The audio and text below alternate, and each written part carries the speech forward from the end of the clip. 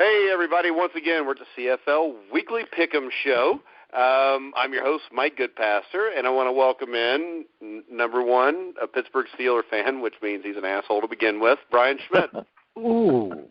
Oh, my God. All right, that's enough with Brian. Os Davis, you want to say hi to everybody? Yeah, hi. I'm glad you're giving Brian the guff before me this week. Yeah, thanks. All right, and of course, we have just newly inducted into the Winnipeg Blue Bombers Ring of Honor. That's why he couldn't be with us last week. Hall of Fame CFL quarterback, Dieter Brock. Hello, everybody. How you doing, Dieter? I'm great. Good to be with you. All right, we missed you last week because, like we said, you had the ceremony where you were being inducted into Ring of Honor. You want to tell us a little bit about what that weekend was like for you? Oh, man, it was just an awesome time, Mike. Jamie, and my wife and I were up there, and we just had a super time. The fans were great. It's the first time we've been back in Winnipeg in about 6 years. I think we were up there in 2010 for the 80th year of the Winnipeg organization, and so it was good to be back and saw a lot of ex-players that are, teammates, and just had a wonderful time. So how real was that? The first time in a while you've been back to Winnipeg, or do you go back fairly frequently? No, it's been 6 years. We haven't really, over the last, 15 years, we've been back 3 times. So, but every time we go back, it's great to be back up there and see a lot of teammates and the fans. Like I said, the fans were great. And it was just a thrill to be back there and just a great honor to be, put in that Ring of Honor in that brand new stadium. And that's an awesome stadium. It's kind of like the Seattle Seahawks stadium, a little bit smaller, but boy, it's beautiful. All right. Well, we'll go from a high note there to the Montreal Alouettes, which means we're going to bring in Oz. Oz, coaching change, right move for the Alouettes? Well, okay. So Jim Pop has done this before. He's had the double GM head coach role, and then he's decided, I don't know, either halfway through the season or at the end of a season in which he went under 500, that he either doesn't like head coaching or there's somebody better for this job.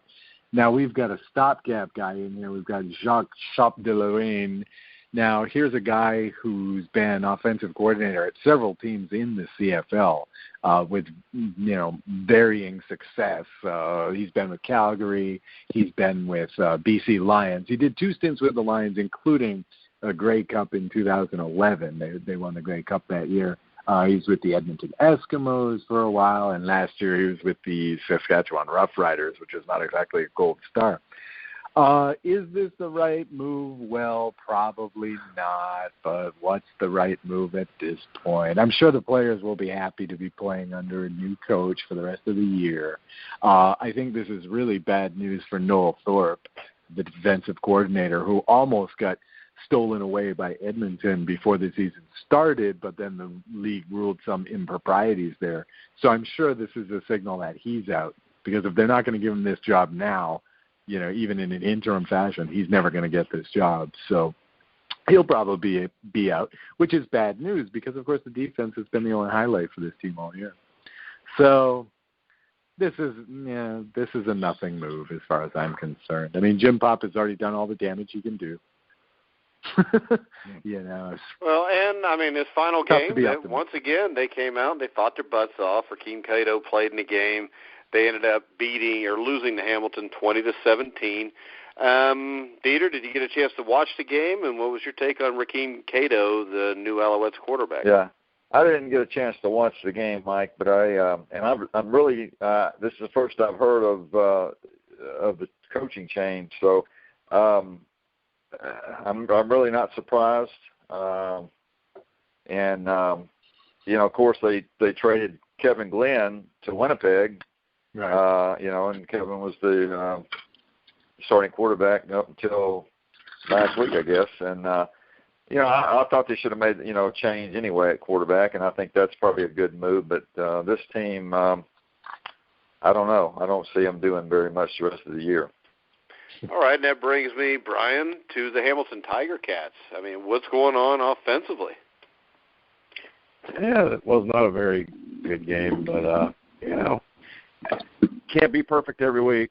And the bottom line is you come out with a win. That's what you got to have, and I think that's the most important part coming out of this. But they haven't been very good offensively the last couple of weeks. But again, I think it comes back to what we talked to last week. Is this team seems to have a tend to they wait for everything to explode, and they wait instead of making it happen. I think it's something they just got to work on, and just get back to, look, we got to make it happen. We got to make it happen from the start of a football game, not second quarter. So I think they'll be okay. All right, Dieter, Matt Nichols was solid again, completing 24 of 33 passes, 232 yards and a touchdown. The guy that surprised me was Timothy Flanders, who basically racked up 134 total yards, 102 yards on the ground. Is this team a threat to Calgary? I really think so, Mike. This team is, of course, as you mentioned Matt Nichols. I mean, the key thing about Matt Nichols is he's only had one pass picked off since he's been the starter in the whole year. So, they're not turning the ball over, and they're getting a hell of a lot of turnovers. I mean, the defense has just played super. And I would say right now Winnipeg may be the best defense in the CFL, even ahead of Calgary right now. All right, now, Oz, do you think maybe that's being a little bit, early on? It's just, let's face it, Winnipeg has not beaten the best competition. Right. Do you think maybe it's a little bit early to be putting them up there? Or do you think we need to wait till this week's over? A little bit early. Let's see how they do against Calgary. I'm expecting a loss here. But, yeah, Dieter hit the nail on the head. The fact that these guys turn the ball over so little was absolutely key this week against Toronto, a team that depends on the turnover. This is why Toronto could not win this game in the end. All it took was that one turnover on the Toronto side, and that was it. That was the tide turner. That was the end of the game for them. We're going to see this week against Calgary, because here's the other team that doesn't give up turnovers a lot. I'll be interested to see if Calgary can work an interception or two. What happens to Winnipeg then? Like you said, they haven't been playing the top competition lately. I don't think that this is a situation like Edmonton where they're facing a real trial the rest of the way. But I do think that the winning streak is going to end fairly soon. This is a good playoff team, but they are not, I don't think, at the Calgary BC level. So you're kind of a Blue Bomber hater, Oz.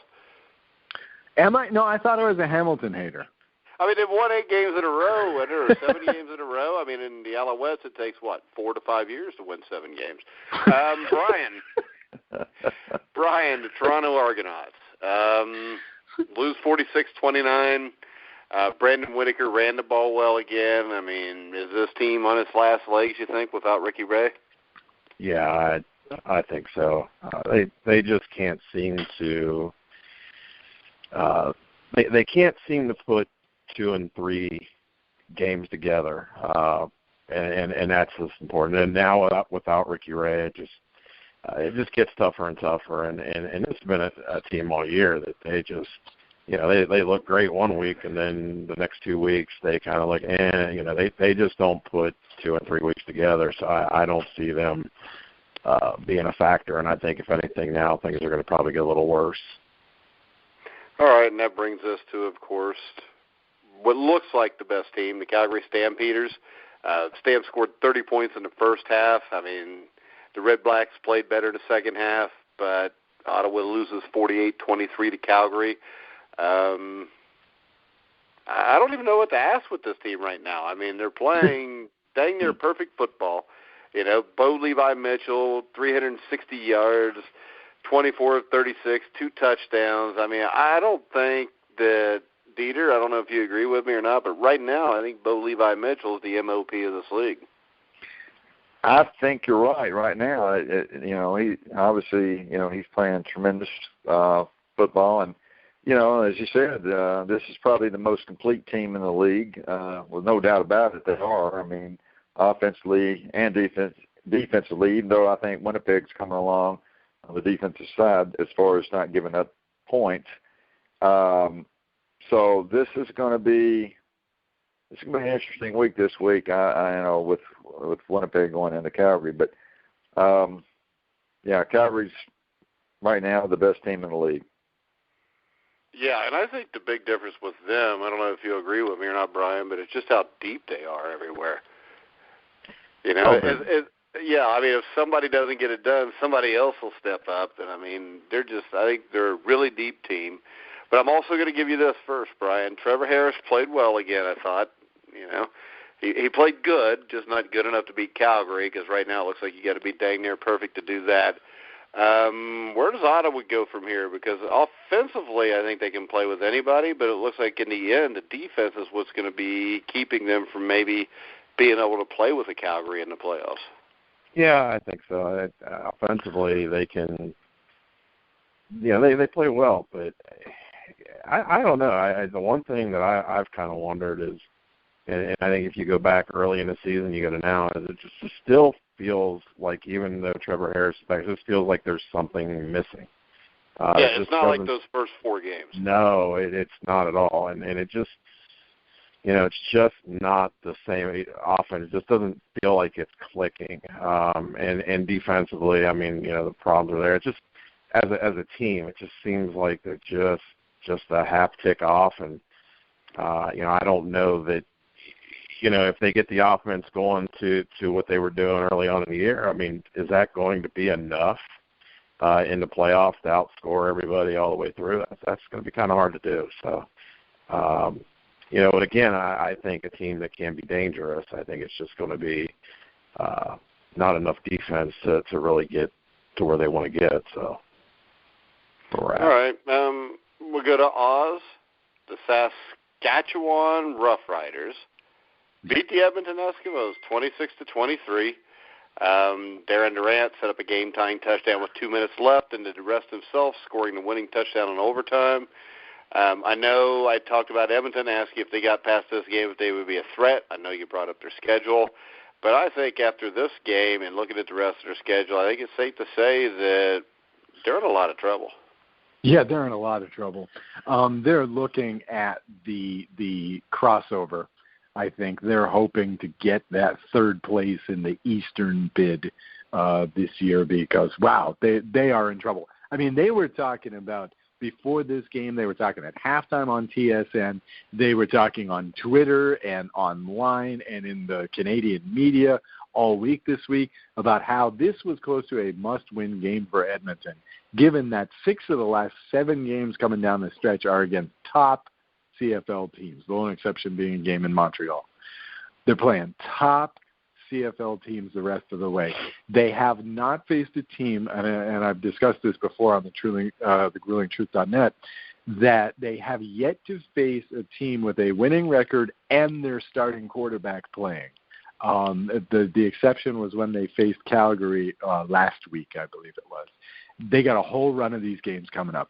They are in trouble. And the problem is this. They have enough talent to stay in these games. But the truth is that they're being worn down. The offensive line is being worn down. Mike Riley is being worn down. He only completed 50% of his passes in this game, and he's basically being harassed on every single drop back. This is not sustainable. I'm surprised Riley has managed to play this long into the season. I'm waiting for the injury. I'm waiting for him to get knocked out. And I think at that point, when that happens, we'll finally put a moratorium on these guys. But they are in trouble. Well, and the problem is, Dieter, the big problem is this. It is hard to find upgrades at offensive line in the CFL this late into the season. Oh, yeah, that's tough even at the beginning, really. Yeah, it's hard at any point. Yeah. And I agree. If something happens to Mike Riley, the Edmonton Eskimos are sunk. And he's a tough guy, but you can only take so much. And they're going to have him healthy if they're going to have a chance at all to try to get in the playoffs. All right, so Brian, we'll give you the Rough Rider question. The Rough Rider question is this. Is this team a team that, I mean, can do a fast turnaround and be competitive next year? I think anything is possible. I mean, we've seen it before, but they're going to have to make a lot of changes. Obviously, I think the head coach, I think, is probably safe. I think he'll be safe, but I still, I think he's probably safe. I don't know. I mean, but I don't know. I mean, it's gonna. Well, he holds every position in the front office, so he's going to have to fire himself, basically. That's true. No, the owner. He's not the owner, though. Well, he's not the owner. Yeah, that's about it. But I mean, at some point, I mean, there's going to have to be a talent upgrade. There's going to have to. You got to look at them. They've played well the last two games. I mean, they've been very competitive. Well, I mean, they've been competitive all season. I mean, they haven't been blown out. They've been blown out a few times. But. Yeah, I mean, they played Winnipeg a good game, and of course, they come like they're fighting. They're fighting all the way through, and then took Edmonton there and won in overtime. So, but can they next year get enough pieces to get? Well, they made so many changes. They made so many changes this year. That's is the reason why they struggled, in my opinion. I mean, I think that. That with all the changes this year, and you're still looking at that team, and there's still a lot of pieces that that need to change. At this point, I mean, anything is possible, but certainly they're going to have to really get some of these pieces, free agency, what have you. They're going to have to really make something happen. They're going to have a killer draft. They're going to have a killer next 2 or 3 drafts, because the thing that's been the problem in Saskatchewan ever since they won that Grey Cup is the talent level between the American players and the Canadian players. Their Canadian players just aren't good enough. The one big name they got from Canada this year, Justin Capacati, who was one of the front runners for Defensive Player of the Year last year, hasn't done squat this year. He's now on second team. This is the problem, is that they don't have the quality Canadian players. The reason why they're able to stay in games is because they have bona fide studs like Naaman Roosevelt out there. Guys like this are superstars. They can keep them in the game. It's just, when you have to have 1/4 to 1/3 of your team Canadian and they've got zeros there, this is the problem. I think, otherwise, this team, this is 2/3 of a good team. It's just they don't have a Canadian to speak of. And that's the real problem. You got to have the good Canadian talent. Right. They're killed on the ratio. They mortgage their future to win that Grey Cup. And in Saskatchewan, I guess that's fine because they win a Grey Cup about once every 20 years.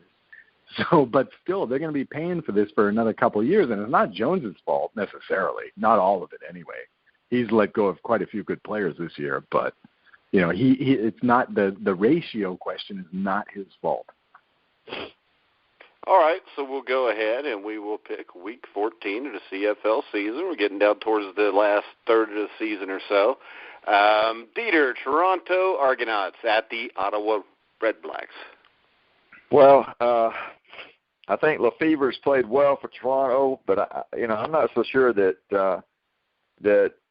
Drew Willie may not get some action this week. And I honestly, I like Drew Willie, and I'm not so sure that Winnipeg got rid of the best quarterback. Now, granted that, Matt Nichols has come in there and played excellent football and no turnovers and this and that, but I think Drew Willie is going to do pretty dang good in the Toronto offense once he gets, used to the system.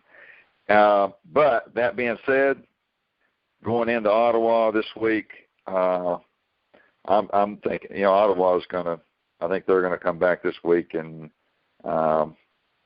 get this one. I got to go with Ottawa. All right, Brian. Yeah, I'm going to go with Ottawa. I think Toronto has got some struggles right now, and and I just feel, Ottawa's going to score enough points.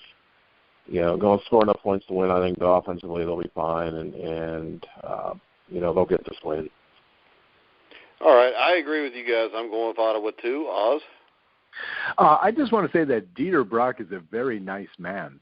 You're one of the few, I think, Winnipeg fans who has anything nice to say about Drew Willie at this point. I do think that something nice will come of Drew Willie, under the quarterback whisperer, Scott Milanovic over there in Toronto, but not this week. Not this week. I'm going Ottawa. All right, that brings us to the next game. We'll give it to Oz. BC at Edmonton. Well, okay, this is the stretch. This is where things might go south for Edmonton. I don't see any problems with BC coming out of the bye. I think the biggest mismatch of this week is going to be the front seven or the front eight, I guess you would say, of BC against that Edmonton offensive line. I think BC is going to win this one maybe by 2 or 3 touchdowns. All right, Brian. Got to go with BC. I'm going to get back on that horse again with BC. Every time I get off the horse with BC, they end up winning. So I'm going to go with BC on this one. I definitely agree with Oz. I mean, this is Edmonton. I think we're about to find out a whole lot with how good BC is and just how maybe not so good Edmonton is. So we're going to go with BC. All right. Let's see, Dieter. I'm already laughing here because y'all are probably going to be laughing at me, but I'm going to go with Edmonton in the upset this week. This is my upset special here. I just think that they're going to. I'm just saying they're going to try to pull it together this week, and this is going to be a week where they come back and win it. So I'm going with Edmonton this week. Okay, I didn't laugh because I agree with you, Dieter. I'm going to go with Edmonton also. Oz? Wow, when you made your pick, I didn't make sounds in the background. Right, you guys got guts. That was kind of rude. Well, yeah. But so you're saying you don't. All right. But, that's right. Now, BC's coming off a bye. I mean, I think they're a good team. I think Edmonton last week wasn't necessarily a must-win, but I think this one is. I think this is a lot bigger game for them than it is for BC, so I'm going with Edmonton. Brian, did you pick this one yet? Yeah, I took BC. Okay. Well, you don't have to feel bad about it. It's all right. Dieter, Winnipeg at Calgary. Hey, after everything that's happened to me in Winnipeg the last week, how can I pick anybody but Winnipeg? I mean, listen, even though that all this happened with me 2 weeks ago, Winnipeg is really playing some really good football, and I know Calgary is also, but I'm going to say Winnipeg's going to go into Calgary this week and win this one. All right, Brian. Well, I went against Calgary last week, and we saw where that got me. So, again, I'm going to get back on the horse. Going to go with Calgary. If this was in Winnipeg, I may go the other way, but being in Calgary, I'm going to go with Calgary. Oh, that reminds me, too. You missed 2 games last week and have fallen a full game behind me and Oz for first place. Wow. Yeah. Wow. You're like third, and Dieter's on. The bad thing is this: Dieter missed the first week. Can I not have my picks from last week, even though I wasn't on the show? Sure, Dieter. Why not? Well, I mean, I picked everybody but the Edmonton Saskatchewan game. I got 3 and missed that one. Well, that actually keeps you just 1 behind Brian. We just had that first week where you missed. So you're still in the running too. But Brian, you're ahead of a guy that missed 1 week by a game. But then again, we're only afraid of you by a game. So overall, Dieter's only 2 games back. Dieter, you missed the first week where we didn't do real well. Well, can I pick my first week? No, you can't pick it. Okay. I trust you, but not that much. Okay. I already forgot anyway. So. Peter, the good news is you're only 2 games back, but the bad news is the Montreal Alouettes are only 2 games back as well. So I'll just give you some perspective there. Back of what? Back of what? Oh. That's what I thought. Oz, Winnipeg, Calgary. Great. Hey, Calgary is in the game of the week again. What is this, like the 7th time this season? That happens when you're 10-1-1. Yeah, exactly. The two consecutive non-losing streaks go head to head. Yeah, and the thing I'll tell you about them is this: their schedule has not been soft either. Calgary? Yeah, I mean they've played. I mean the last few weeks they've played the best teams, and they've beaten the best teams. I mean, they've played BC 3 times this season. No one's played BC 3 times this season yet. So there you go. No, they've had a decent schedule. Look, I think Winnipeg is going to have to play a perfect game. That's not a knock on Winnipeg, but geez, that's what it seems to take to beat Calgary these days. I'm not sure that Winnipeg will play a perfect game. I'm going to go with Calgary here, but it'll probably be really close. I mean, can I pick a tie? No, I'm not going to pick a tie. No. You can pick a tie. Nah, it's tempting. Fine. It's tempting. Pick a tie. I'll Don't pick be such an overtime win. I'll pick an overtime win by Calgary. How about that? All right. I can tell you this, Dieter, I like you so much now I almost want to pick Winnipeg, but I'm not going to because of what I just said. But I'll tell you, I mean, I've always been kind of a Ticats fan, but I'm swinging to be a Winnipeg fan with all. And I need one of those, Dieter Brock Winnipeg Blue Bomber jerseys, too, if you can hook me up. Oh, yeah. Ooh, those are nice. Okay. I'll take that as a no, you can't hook me up. So I'm definitely going to go with Calgary then. Brian, Hamilton at Saskatchewan. Well, going to go with Hamilton. I'm gonna go with the idea that we're gonna see them play a complete football game this week. I think it's getting about that time. They got to do it. But again, even with playing a complete football game, Saskatchewan has played well the last few weeks, and so I think it'll be a good game. But I think Hamilton's going to pull it out. All right, Dieter. Yeah, I've got to go with Hamilton. I mean, it's hard for me to pick against Collaris, and I think Hamilton's got. I think their defense is pretty good, but Saskatchewan, I know they played well last week, and they're playing hard, but Hamilton, that's my pick.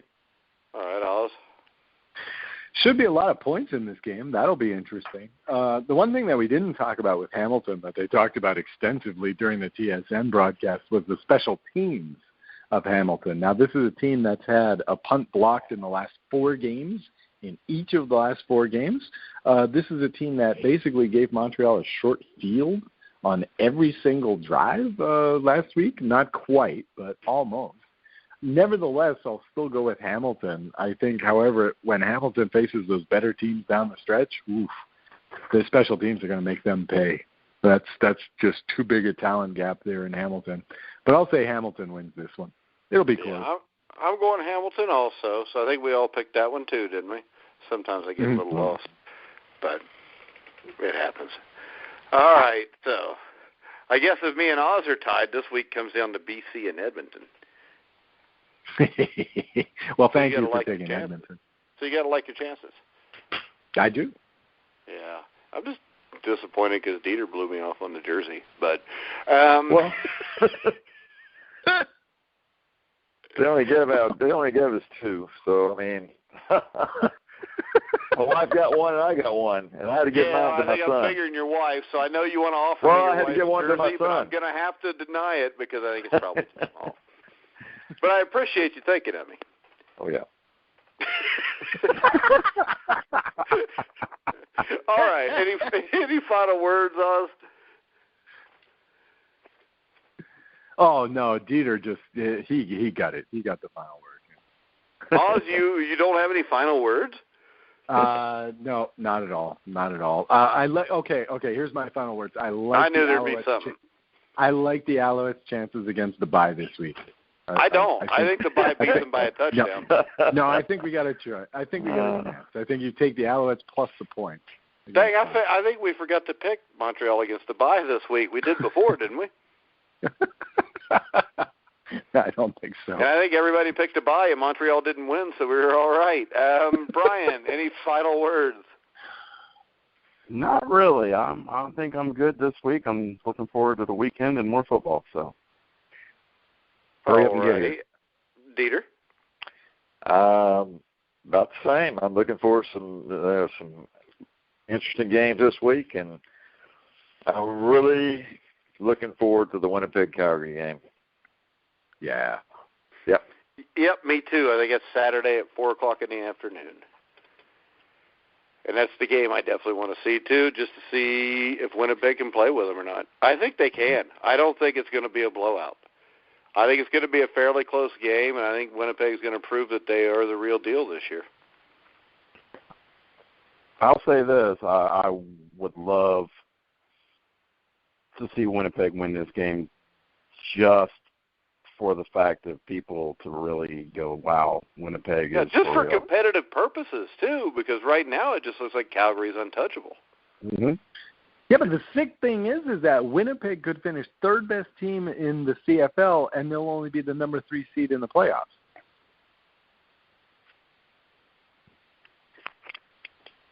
Okay, that's all you get to say? Ours is a lot shorter tonight with these answers than normal. And yeah, I just want to make sure I get everything in there. I mean, you came out. You've never had a problem making sure you got everything in there, Oz. You came out swinging against Brian, so I was just, I'm just. I didn't come out swinging against Brian. That's how me and Brian always act. Nobody meant Oh, believe me, he came out swinging against me. I didn't even say a word. But I didn't come out swinging against you. You're just a Steelers fan. Jeez. Oh, you came out swinging against me. I am now looking forward to my podcast on Wednesday. You know what? I'll tell you what. There was one time I met a Steelers fan, and he said, you know what, in Pittsburgh, you know what the 3 greatest words you can say are? And I said, no, what? He said, I am a Steelers fan. Uh-huh, yeah. Because that's I don't think anybody's ever said that. Brian would have laughed, but he didn't get the fact that was more than 3 words because he's a Steelers fan. And I know that never happened. So. What, did I talk to a Steelers fan? Now that you actually comprehended more than 3 words, because that's pretty good, so. Anyway, that's the best comeback you can come back with. Yeah, because I'm being nice. I'm being nice. I'll be nice because I'll get nasty. So I'll just do my show on Wednesday. I have lots to say on Wednesday. So. It doesn't matter. Nobody listens to it because nobody in Pittsburgh has a computer or could turn a computer on. Actually, quite a few. I've gotten quite a few little messages from people listening. So I know you've done well with it. I mean, I think that it might have more something to do with Dwight Stone and the fact that I hope it has more to do with Dwight Stone. that he's well spoken, which Steeler fans aren't used to, so they can understand what's being said at least. Yeah, he's. I'm glad because there are a lot of times where it's just better just to turn it over to him and let him go. So. All right. So Dieter, did you get to watch the Rams' first game in L.A.? I did not. But boy, they got a powerful offense now. No touchdowns in 2 games, but they're 1-1. Yeah, we still haven't scored a touchdown since the 90s. No, I know. That's what I said. Has a team ever made the playoffs without scoring a touchdown? Oh, God. Probably not. Nah. But Oz, I know you're a Rams fan. You have to be jacked up about the no touchdown start to the season. Wow. Jacked up, no. I'll tell you what, that last game was pretty ugly, but it was nice to see the Rams back in the blue and yellows that Dieter is familiar with, and it was nice to see 90,000 people in the Coliseum for that game. So that was good. 2 and 9. Yeah, well, we had 10,000 fans per point. It was great. If the Patriots, imagine what the Patriots would draw if they could do that. They could do what? If they could draw 10,000 fans per point. That would be a lot amazing. of fans no matter who plays. But, hey, I want to remind everybody to check out our shows during the week. Dieter, you need to come on the NFL Pick'em show with us sometime. Yeah, you got to tell me when it is so I can kind of. We usually do it every Tuesday night at 11 Eastern. Is that too late? Oh Lord, hell, I'll be asleep by then. Yeah, that's what I figured. I would be, but my kids are crazy, so I'm always awake, just making sure that they don't like attack me in my sleep or something. But but we do the show with Mark Cooper, former Denver Bronco lineman. Maybe we'll see if later in the season we just move it up 1 week and have Dieter on. Yeah, I'll move it up and I'll see if I can make it. And Brian is winning in the NFL Pick'em show.